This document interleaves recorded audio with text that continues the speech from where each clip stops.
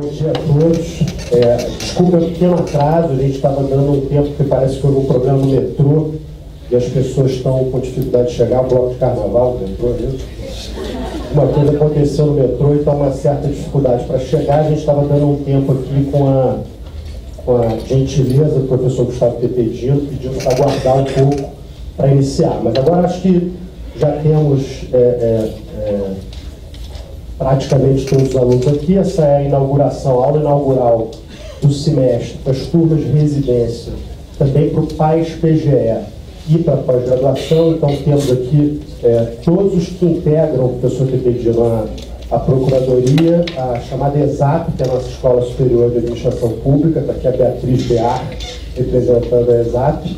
E a ESAP é um órgão muito importante da Procuradoria, quer dizer, as pessoas que estão aqui nessa sala hoje são pessoas que participam ativamente da produção do trabalho intelectual da Procuradoria, não só nas peças, ajudando os procuradores na linha de frente, mas também participando intelectualmente das atividades do SEJUR. Então, são todos muito especiais para nós e a gente quis proporcionar a eles uma aula inaugural que tivesse a essa altura. Então, eu agradeço a sua aceitação ao nosso convite, que foi muito importante para prestigiar o nosso curso, sabendo que sua agenda, o professor Pepedino chegou há poucos dias de viagem, já vai viajar de novo, então encontrou tempo na agenda para nos prestigiar aqui no curso. Eu agradeço imensamente. Vou passar a palavra à doutora Nathalie, que vai fazer um aviso e depois a gente inicia a aula.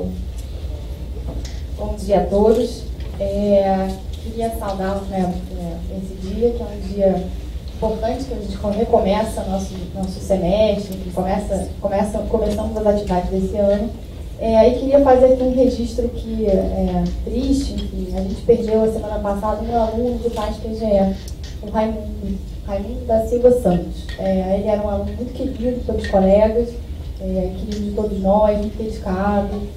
E foi com muito pesar que a gente recebeu essa notícia. Então eu queria fazer aqui um registro disso e dedicar essa aula e os nossos corações aí nesse dia. E vou passar então aqui a palavra para o Anderson, que vai apresentar. O professor Pepedino dispensa a apresentação, é professor titular de Direito Civil da UERJ, doutor em Direito Civil pela Universidade de Camerino, na Itália, fundador do escritório Gustavo Pepedino Advogados, presidente do Instituto Brasileiro de Direito Civil, professor visitante de uma listagem enorme de universidades estrangeiras, mas vou citar a Université de Poitiers, na França, a Universidade de São Francisco, nos Estados Unidos, enfim, diversas universidades no mundo afora, onde ele tem propagado e discutido e compartilhado o seu conhecimento sobre o direito civil brasileiro, sobre o direito brasileiro em geral. Mas, enfim, esses são títulos longos aqui do professor Gustavo Pepedino, mas ele é o professor, digamos assim, líder de uma escola de pensamento, que é a Escola de Direito Civil Constitucional, aqui na UERJ, vários representantes, tem o Rodrigo da Guia, mestrando, a Lívia deve estar por aí também, uma série de pessoas que integram essa escola, que tem renovado o direito civil brasileiro. Então, professor Pepedino, a palavra é sua para a sua aula inaugural. Muito obrigado. Bom dia a todos. Cumprimento aqui a pessoa do professor Anderson Schreiber, da doutora Nathalie Giordano.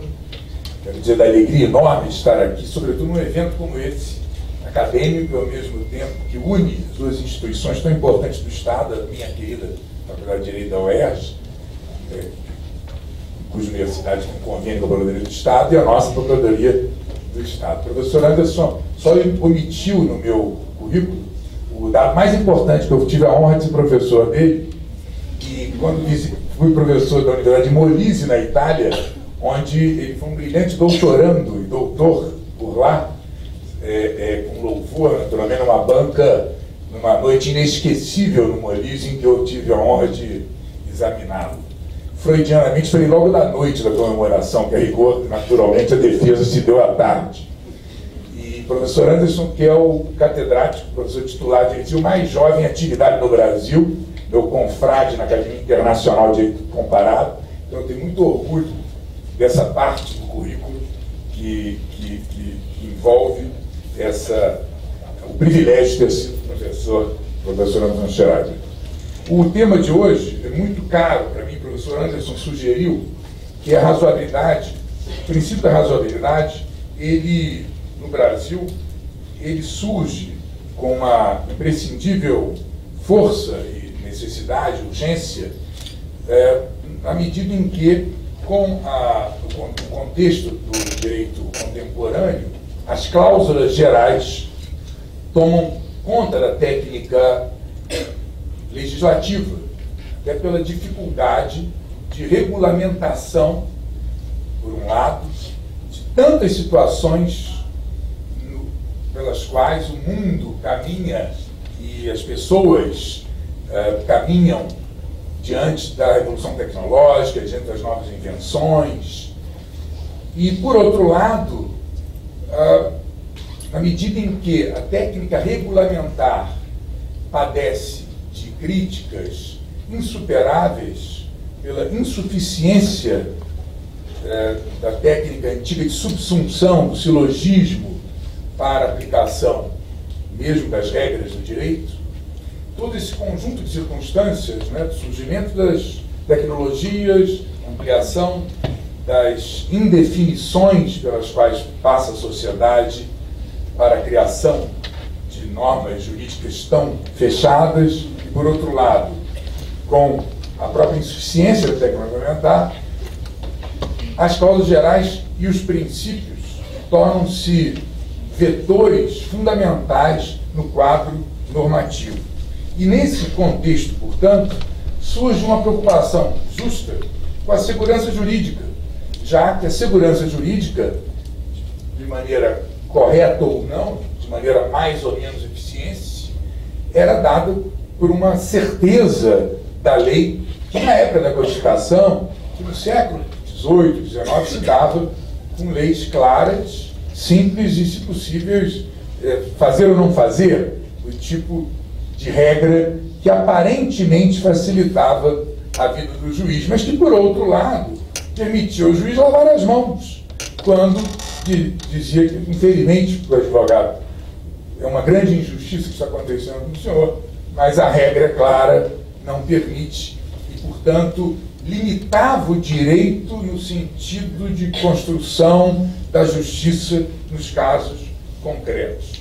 E esse surgimento, portanto, de cláusulas gerais, de princípio da abertura do sistema jurídico, surge com essa preocupação, então, de se reconstruir a segurança jurídica a partir de alguns parâmetros, que não podem ser, evidentemente, parâmetros subjetivos no sentido de se deixar a cargo da justiça do caso concreto do próprio magistrado, o juiz que se acha todo poderoso para fazer justiça no caso concreto, e ao mesmo tempo não se pode pretender elementos tão objetivos que transformem essa atividade do juiz em algo matemático ou em algo que fosse incapaz de perceber, de apreender as peculiaridades dos casos concretos. Portanto, se desenvolvem a partir daí elementos hermenêuticos que rompem, por um lado, com esse silogismo, com essa técnica matemática que nós aprendemos no primeiro ano da faculdade, de premissa maior que premissa menor. E um silogismo falso, porque o mundo é muito mais complexo do que essa aparente simplicidade da subsunção através de um silogismo matemático. E procuram esses elementos reformular a noção de segurança jurídica, e nessa tentativa há, então, muita controvérsia, e vários ramos do direito constitucional, do direito penal, vários ramos procuram, de alguma maneira, partir a teoria da interpretação, que sempre foi matéria de teoria geral do direito civil, porque a teoria de interpretação, ou ela serve de uma maneira geral para todo o ordenamento, ou não é efetivamente uma interpretação, se nós quisermos assim mantermos a unidade do ordenamento. Portanto, eu partiria para uma análise com vocês desses significados ambíguos de sete de jurisprudência da doutrina acerca da razoabilidade e da proporcionalidade.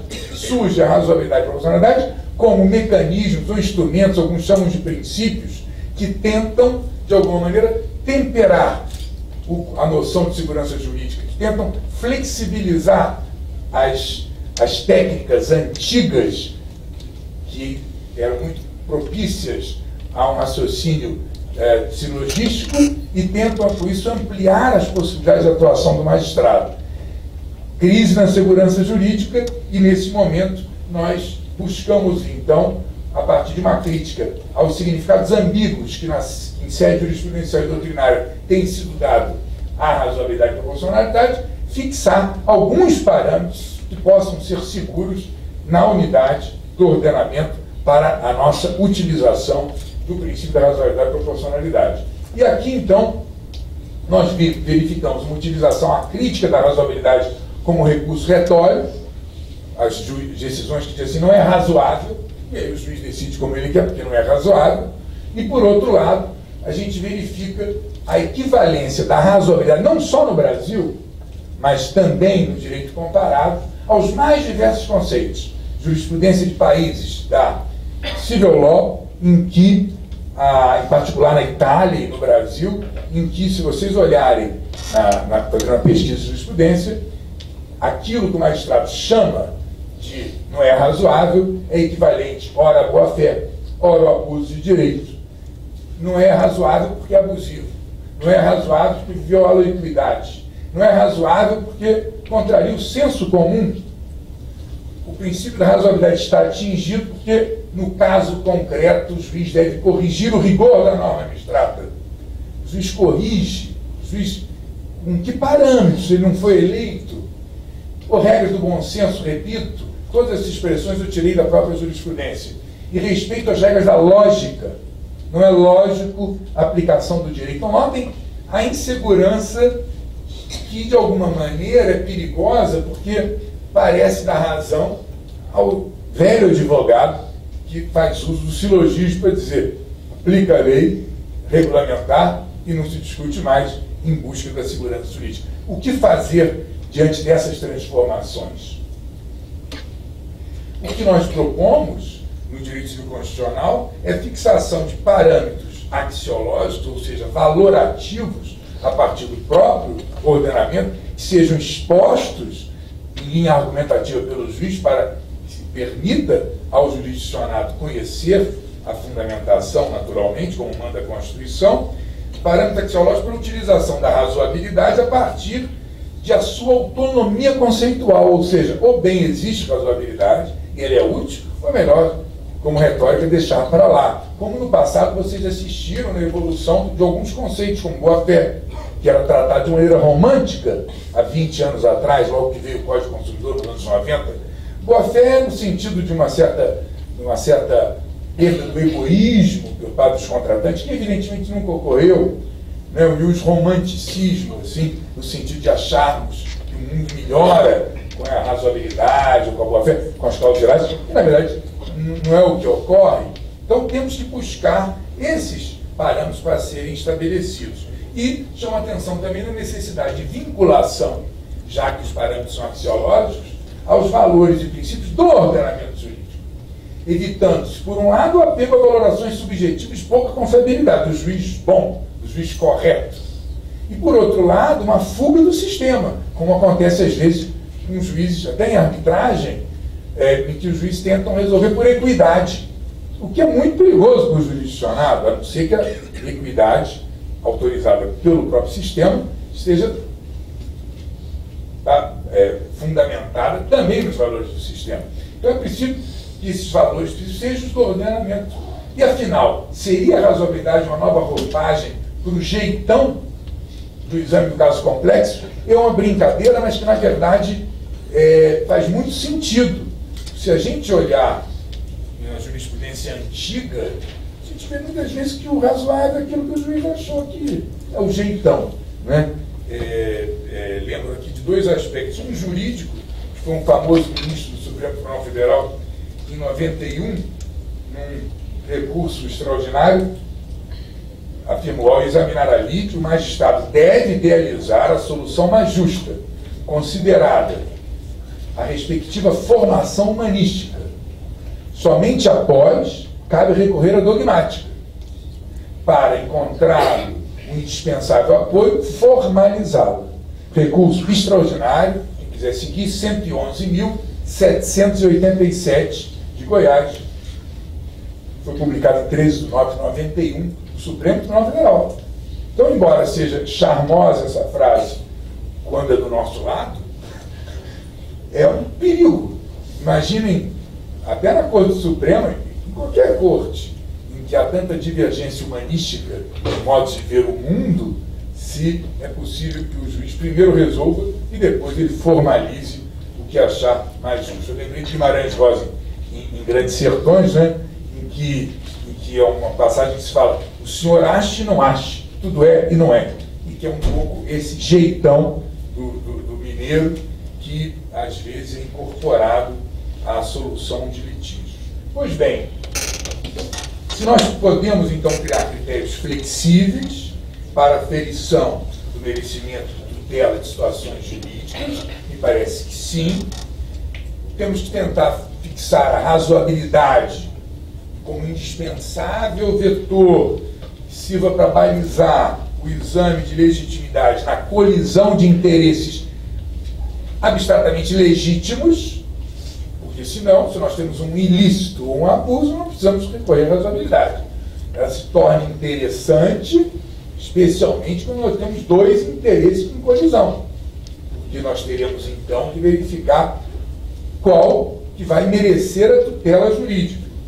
E uma busca casuística da solução do razoável, que ao mesmo tempo, por um lado, não seja o razoável só no caso concreto, ou seja, tenha já como parâmetro valores do ordenamento que dê segurança, mas que seja rigorosamente fiel a esses ordenamentos o tempo todo, sob pena de deixarmos a razoabilidade entre o subjetivismo do magistrado ou uma nova forma de subsunção que muitas pessoas, até do direito público, fazem até com os princípios. Valem de Alex para verificar um princípio através de um precedente em abstrato, que é um subprincípio, que já foi utilizado, servirá de parâmetro para a nova subsunção.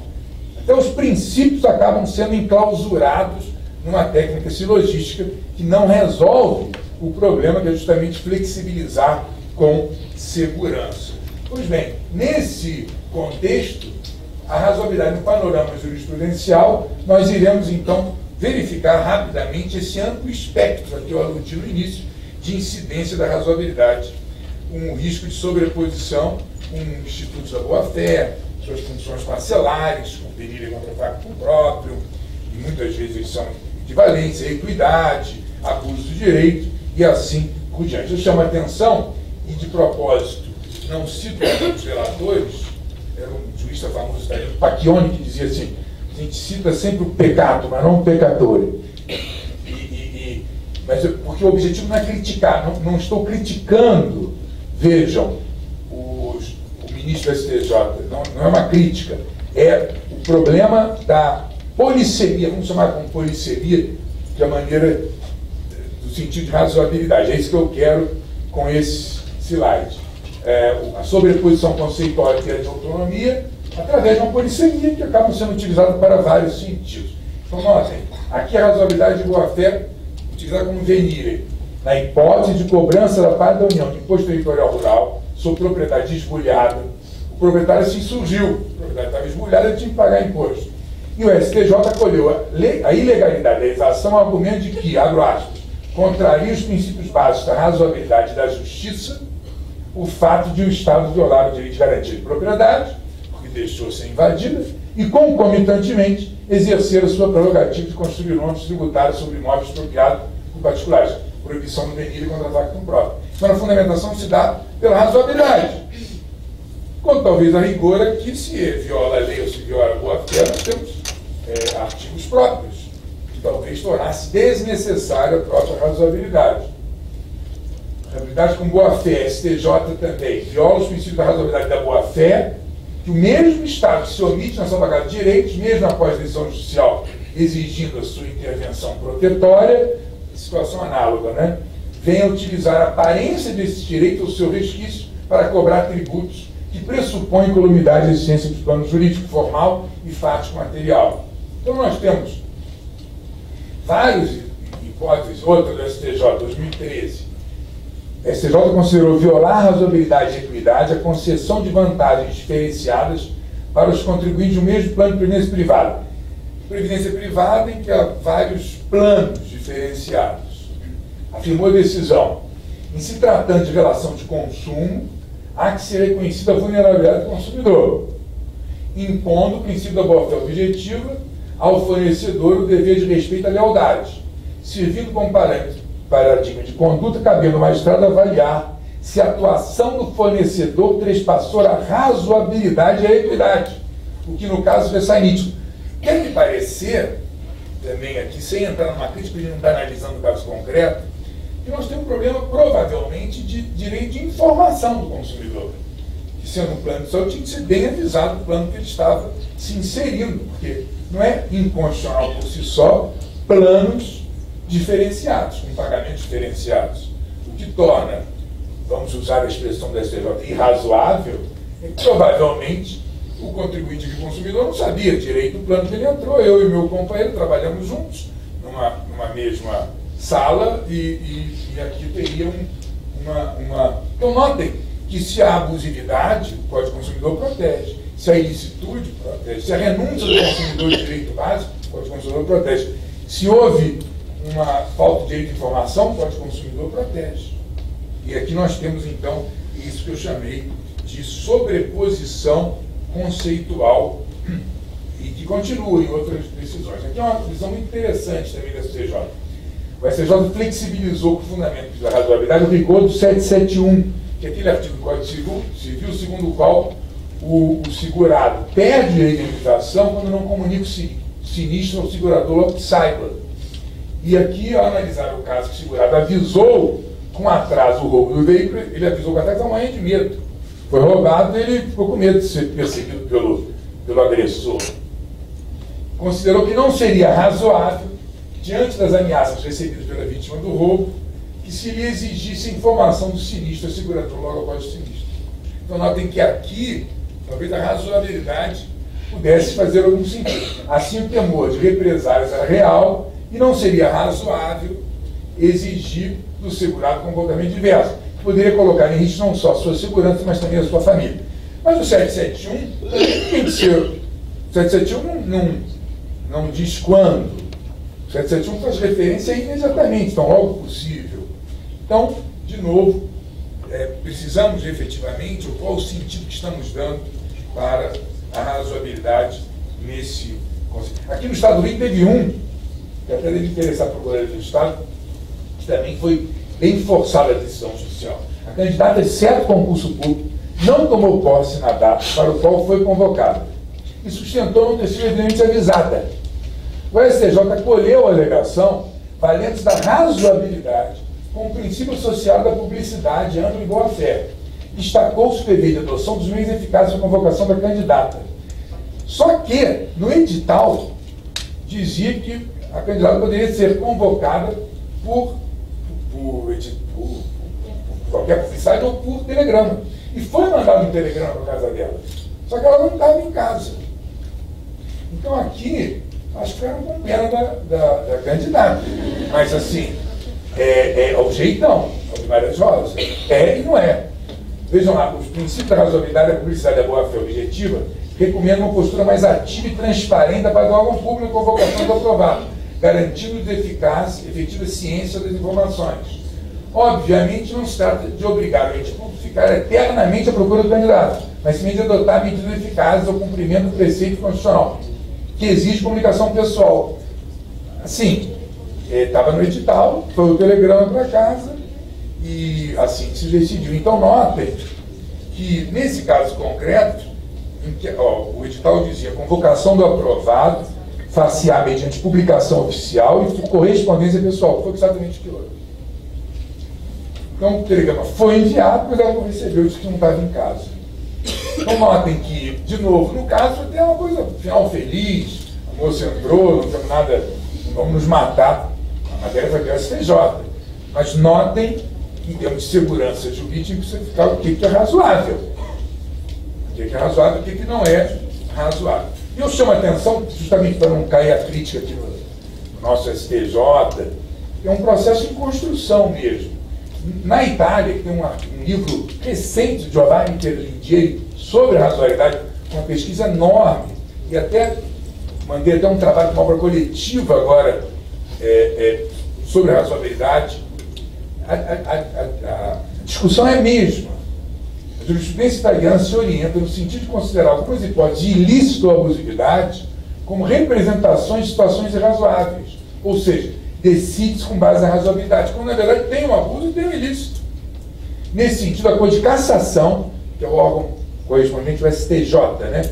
É o órgão mais alto do direito internacional, utilizou o parâmetro da razoabilidade como limite ao exercício da liberdade de informação, em hipótese em que houve abuso no exercício da liberdade, na medida em que o seu exercício incide de modo irrazoável, disse o juiz, e desproporcional sobre outros bens e interesses tutelados pelo ordenamento, como honra e reputação, privacidade e outros direitos mencionados pela Corte.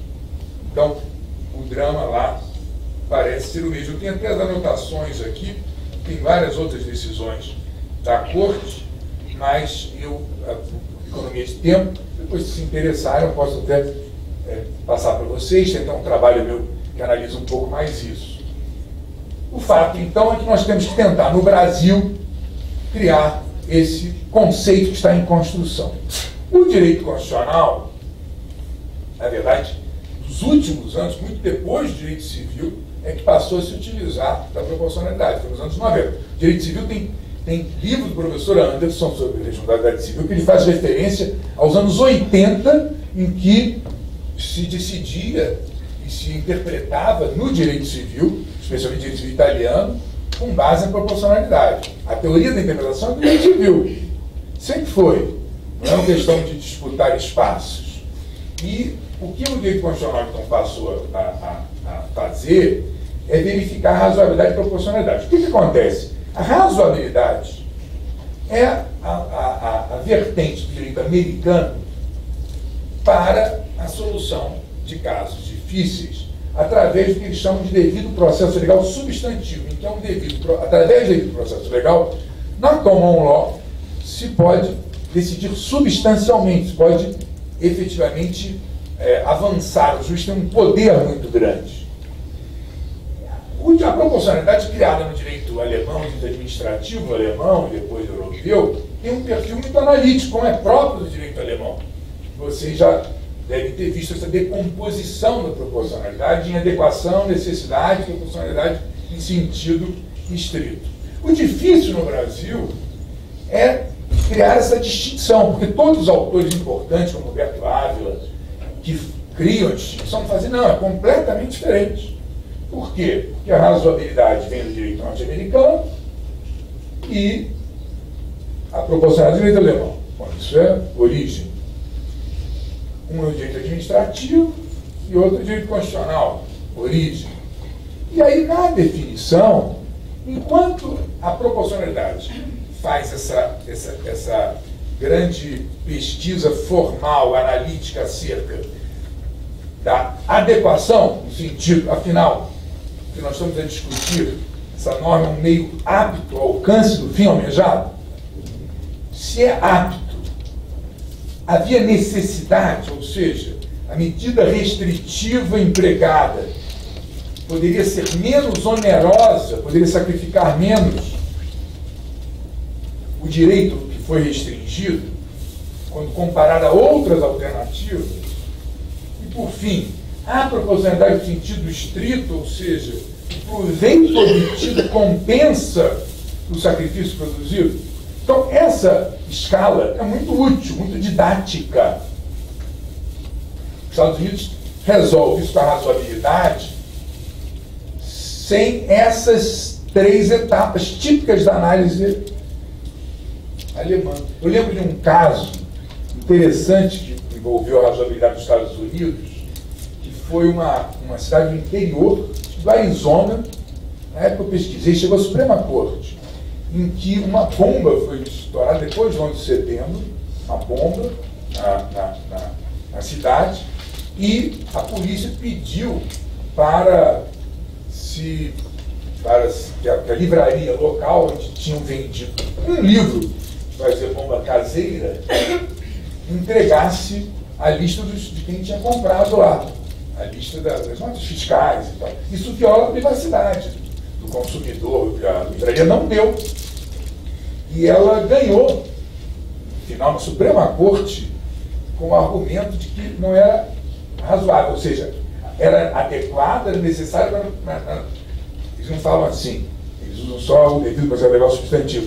É que não era razoável, porque haveria outros meios que a polícia tinha para investigar, sem ter que obrigar o fornecedor, que seria prejudicado se os seus clientes soubessem que ele estava distribuindo aquela lista das compras. Então, assim, sem entrar no mérito, porque nós, acostumados com a investigação brasileira, a gente acha isso de menos, é claro que tinha que, na mesma hora, liberar tudo, né? A gente está acostumado com tortura, com vingança, isso para a gente é... Mas, pensando em países civilizados, a polícia ela teve outros meios. Então, no fundo, há diferença mesmo entre a razoabilidade e a proporcionalidade que justifique tantos livros e tantos estudos.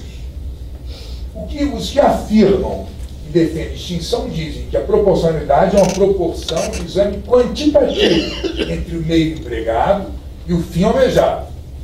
E que a razoabilidade não faz referência à relação de causalidade entre meio e fim.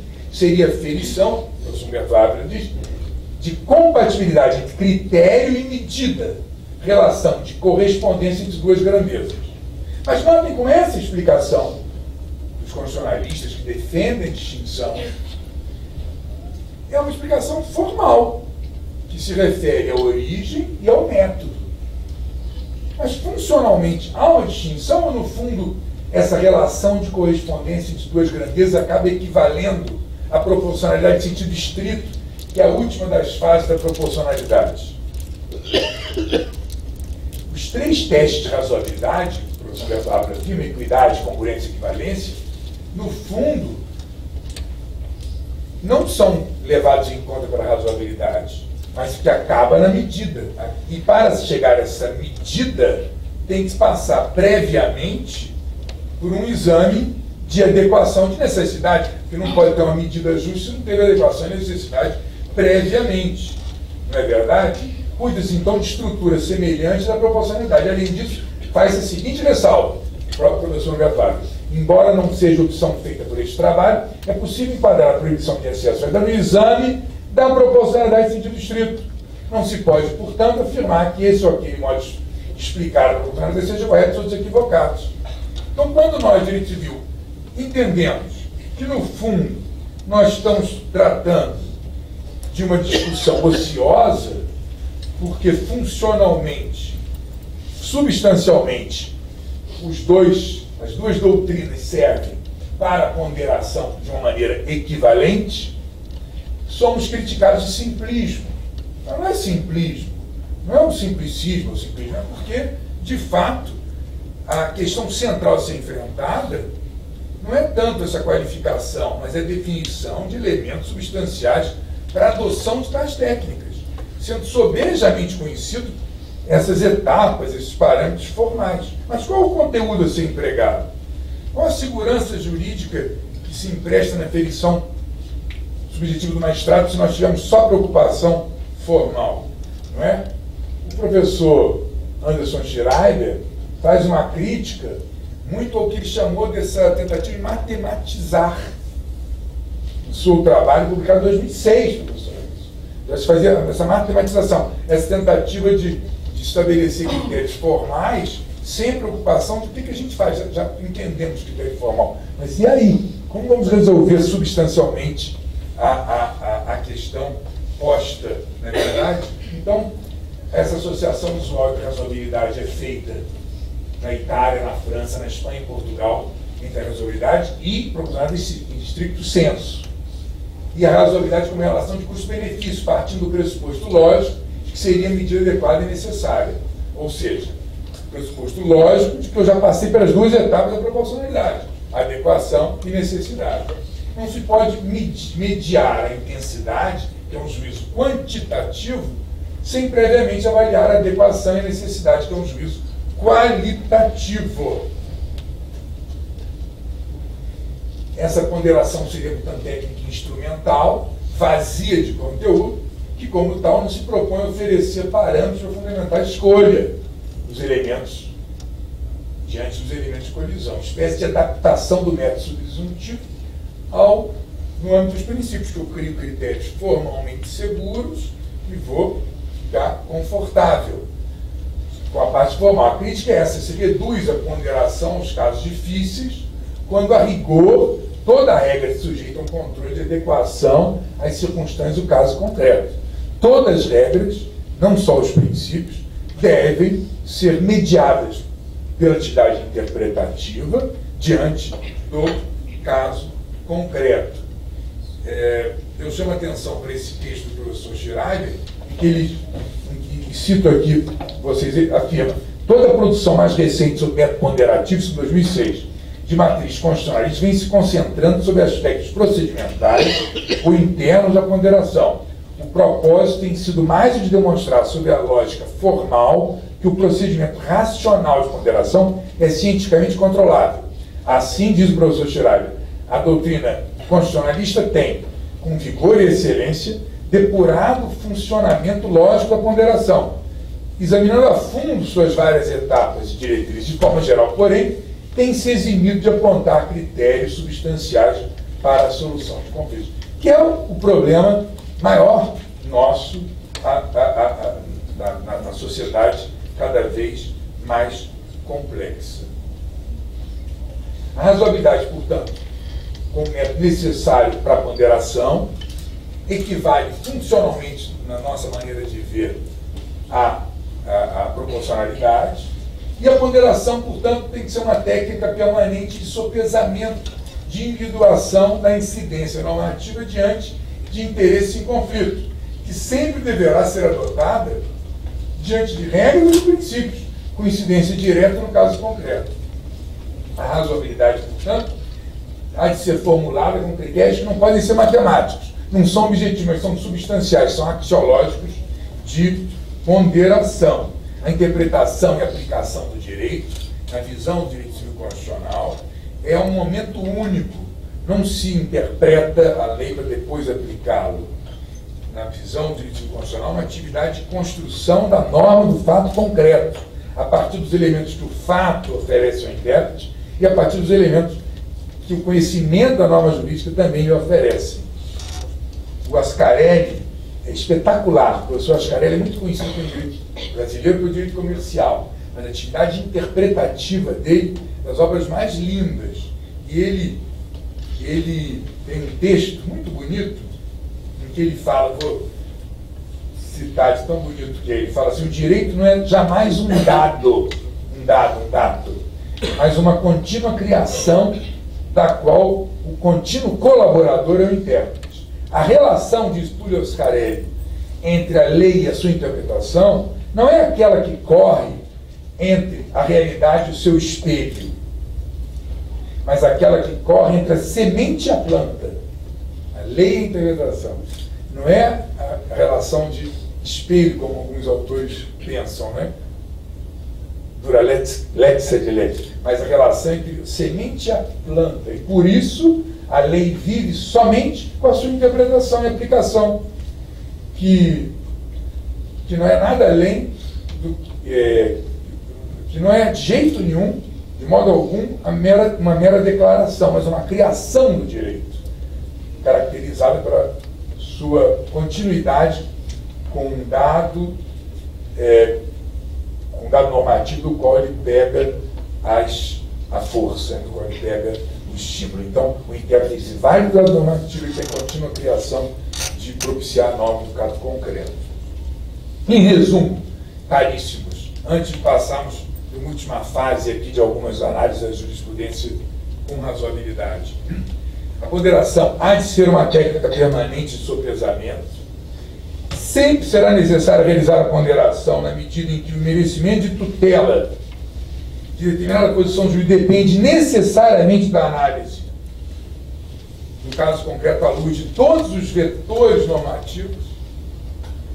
Terceiro ponto, temos que separar o que é ilícito, a lei proíbe, o que é abuso, exercício regular, daquilo que mesmo, em tese, não sendo abusivo, não é merecedor de tutela numa colisão com outro interesse que é mais merecedor no caso concreto. Em algumas hipóteses de direitos de personalidade, nós temos exatamente isso, não temos propriamente uma abusividade. Mas nós temos uma hipótese em que aquela norma, ela encontra diante dela uma colisão com o interesse mais protegido no caso concreto, seja pela sua qualidade, relação existencial contra uma patrimonial, seja pelas circunstâncias fáticas. Temos vários exemplos disso, até em cláusulas condominiais, por exemplo, com relação à proibição de animais domésticos. Em que propriamente uma proibição feita pelo coletivo não pode ser considerada ilícita e nem abusiva. Não é? Se eu detesto tartaruga, eu detesto cachorro, se todo o grupo resolveu. Mas, no entanto, às vezes não é razoável, não é merecedor de tutela uma norma se ela proibir, se ela impedir, por exemplo, uma utilização propícia à educação dos filhos com os animais, enfim. E aí temos vários outros vetores que podem fazer com que ela não encontre merecimento de tutela.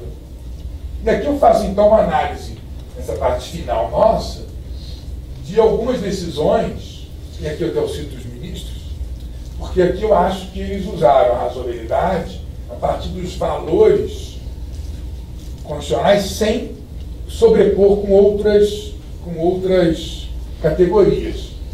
Houve uma decisão, olha que interessante, uma rescisão de decisão judicial, uma ação rescisória, que ensejou a fixação de honorários de sucumbência. Como houve a rescisória, tive que pegar de volta o honorário de sucumbência. O advogado falou assim, não, isso é verbo alimentar. Olha que interessante, de fato é verbo alimentar. Então, diante da decisão da sentença judicial que ensejou a fixação de honorários de sucumbência, é possível que o autor da rescisória, em posterior ação de cobrança, pleiteie a restituição da parte indevida da verba advocatícia, ainda que o advogado, de boa fé, já tenha levantado conflito entre irrepetibilidade de alimentos e vidação e enriquecimento sem causa. Ou seja, há um conflito aqui, no fundo, entre dois direitos ali. Conflito entre irrepetibilidade de alimentos e vidação. Após longa explanação e calibração entre os dois princípios, que evidenciam conflito de interesses existenciais, chegou-se à conclusão, por maioria, grande discussão na terceira turma, que a questão da repetibilidade da verba alimentar pode e deve sofrer temperamentos no caso concreto, a partir do que considera razoável. Aqui o ministro Montalbano foi vencedor e houve muito debate na corte pela necessidade de calibração entre dois princípios, vamos dizer assim. Numa outra hipótese, no Tribunal de Justiça do Rio de Janeiro, foi um contrato de locação comercial, que eles consideraram que o contrato era comercial por prazo indeterminado com autorização de sublocação residencial. O locador pretende a desocupação do bem com base no contrato de locação comercial. Contudo, a decisão, ao ponderar interesses patrimoniais e existenciais, direito à moradia, fez prevalecer esse último, direito à moradia, utilizando a razoabilidade. O tribunal considerou que, tendo em conta que o contrato, originariamente destinado à locação comercial, admitiu sublocação residencial, considerou que as duas normas, comercial e residencial, se aplicavam. Locação comercial era um híbrido regime. E sendo híbrido, não seria razoável a denúncia que violaria o direito à moradia. Trata-se de regime híbrido, não sendo razoável admitir, disse o desembargador, que o locador autorize sublocações residenciais, posteriormente pretenda atribuir o contrato regime de locação comercial em sua integralidade, porque continuava com locação comercial lá. Não notem dificuldade para a decisão, porque existia efetivamente locação comercial. Uma última decisão aqui da ministra Nancy Andrighi, que também foi muito discutido, que era a questão de de uma pessoa acima de 24 anos, estava fazendo pós-graduação. Então, razoabilidade em função dos institutos em perspectiva histórico-relativa, diz o ministro. Situação em que se discute a necessidade de se prover um pagamento de pensão para a filha maior, capaz e com ensino superior completo, cursando pós-graduação. Diz ela, os filhos civilmente capazes e graduados podem e devem gerir suas próprias vidas, inclusive buscando meios de manter a sua própria subsistência e limitando seus sonhos. Aí incluída a pós-graduação ou qualquer outro problema técnico educacional, a própria capacidade financeira. Assim, deitando-se as mãos sobre o princípio da razoabilidade e tendo em conta o momento socioeconômico do país, possível depender que a missão de criar os filhos se prorroga, mesmo após o término do poder familiar, porém finda com a conclusão, pelo alimentando o curso de graduação. Então se discutiu isso no caso concreto, porque a tendência do mundo contemporâneo, depois da autoridade parental, aos 18 anos, com a graduação, cada vez mais velhos, se manter a obrigação de alimento, e a STJ, então, teve que enfrentar, e tentou enfrentar com calibre a partir da razoabilidade. Tem ainda outros casos, vou rapidamente passar aqui. Um caso interessante, aquele problema quando as astrentes ficam mais altas do que o valor da condenação principal. Teve um caso uma vez de um micro-ondas aqui no Rio, de um advogado, só lembro do argumento dizendo que com aquele dinheiro do pagamento das astrentes dá para ele comprar a fábrica do micro-ondas. Se discutia, sei lá, 350 mil reais e tal. E aí a discussão sempre é, mas que absurdo, esse cara está se dando bem. E a STJ de novo na terceira turma com maioria. Normalmente o ministro João Otávio de um lado e o ministro Nancy Henrique de outro. Caso que se discute a revisão do valor da condenação, as trens, a questão diz respeito ao alto valor que se chegou à condenação. Multa diária de 5 mil reais, que alcançou o valor de 3.257.000. O entendimento que prevaleceu foi que a condenação devia ser mantida. 3 milhões se manteve, ministra Nancy, pautando no princípio da razoabilidade e proporcionalidade. Nesse sentido, em primeiro lugar, rogo todas as vênias ao eminente relator, diz ela, mas não me parece que a confrontação, ou seja, a colisão para efeito de razoabilidade, por ilegalidade entre o valor da multa diária, 5 mil, e o valor da obrigação principal, deva servir de parâmetro para aferir a proporcionalidade. Diz a ministra, a proporcionalidade aqui deve ser entre, de um lado, o tempo que a pessoa demorou para cumprir a decisão judicial e, de outro, o prejuízo, um certo viés punitivo, mas o prejuízo que gerou para o consumidor durante todo aquele tempo sem ver a decisão judicial, o desprestígio da justiça. Então, notem que a discussão foi interessante, porque normalmente a gente pensa assim, poxa, mas que absurdo. E ela falou, não, que absurdo tem que ver quanto tempo a gente consegue cumprir a decisão judicial, sem acreditar na justiça. Mas notem, STJ, última instância, terceira turma, não há acordo. Como é difícil chegar à justiça do caso concreto. Por isso que eu digo, o objetivo aqui hoje não era criticar decisões judiciais, mas mostrar essa dificuldade, nem os constitucionalistas, nem os que pensam diferente, mas mostrar a dificuldade e a tentativa do direito civil de, através de ponderação dos interesses efetivamente à luz dos valores constitucionais, resolver essas matérias. Então, já concluindo, caríssimos amigos, eu diria que o formalismo e o subjetivismo devem ser afastados nessa busca da razoabilidade, em favor da segurança jurídica fundada na axiologia constitucional. A razoabilidade há de ser uma técnica que se contrapõe à subsunção, à matematização, ao silogismo na aplicação do direito, vinculando-se à hipótese fática ao dado normativo, através de uma unidade entre a interpretação do fato da norma e a aplicação do fato e da norma.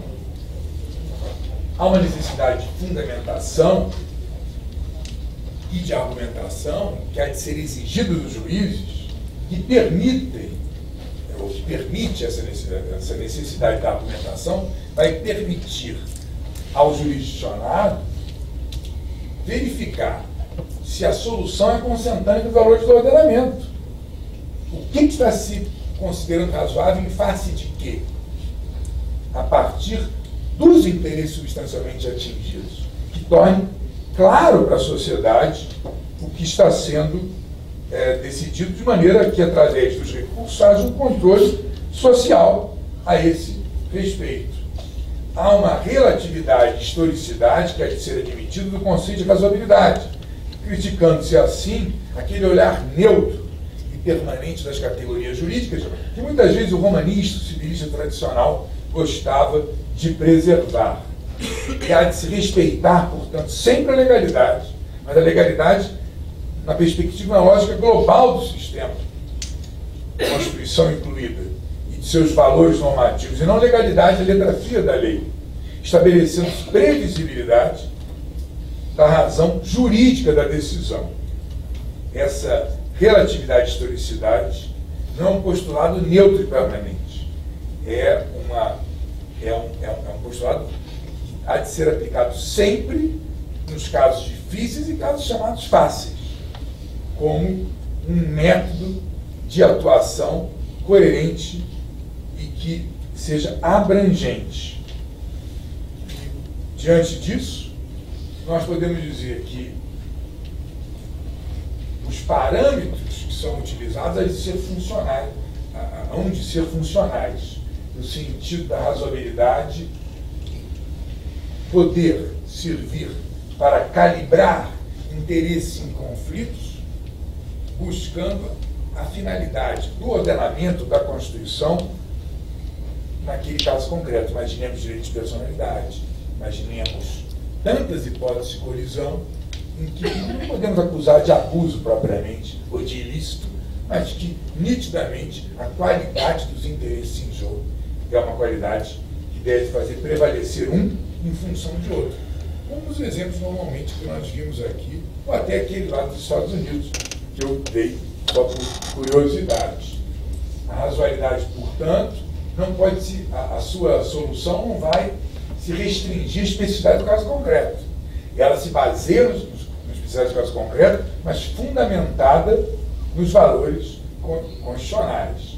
A razoabilidade, portanto, que funcionalmente, no meu modo de ver, equivale à proporcionalidade, há de ser aplicada com esse método permanente de ponderação de interesses. É uma construção paulatina, é uma construção constante do magistrado, no seu mistério diário, longe de qualquer um de nós tentar dar uma solução única.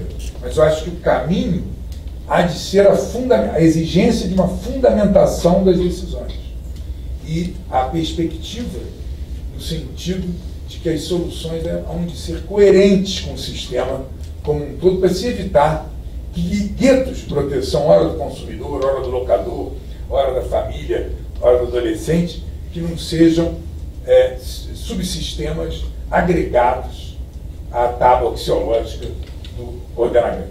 Muito obrigado.